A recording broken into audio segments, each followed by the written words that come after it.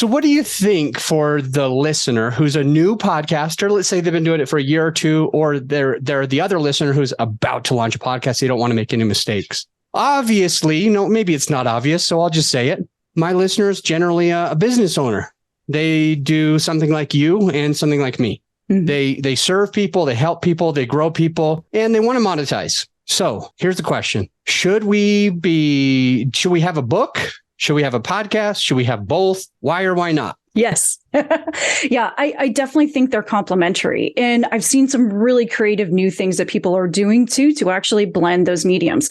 Because as a business owner, you're busy. And so most people, the first answer is, I don't have time to write a book, right? And yeah, you can get a ghostwriter and do all these other things. But ultimately, you want it to be, if it's nonfiction, about your business, about the services and things that you offer. So I've seen some really incredible ways where people are actually dictating, basically, right into a podcast, their knowledge, and then using that podcast to recraft the book.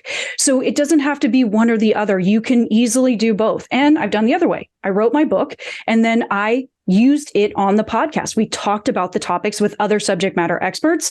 And so it elevates the book then by showcasing it's not just me writing the book in the closet, right? It's other people around the world that know about this topic. And here's why they think it's also important. So I would say definitely both. Definitely both. Okay.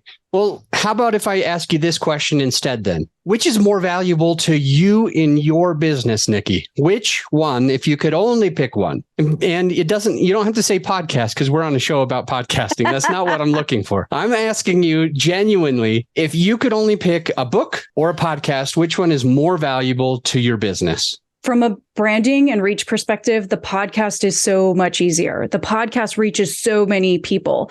Whereas a lot of times with a book, especially nonfiction, people kind of feel like, I don't like reading, or I don't like reading nonfiction, unless they're really those type of people that are trying to study what you're talking about. And it could be very niche. If you're talking about real estate, if I don't know anything or care about real estate, I'm not going to pick up your book.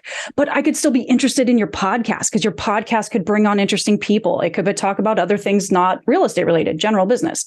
So I feel like the podcast has a broader reach and, you have a lot more opportunity to reach your audience.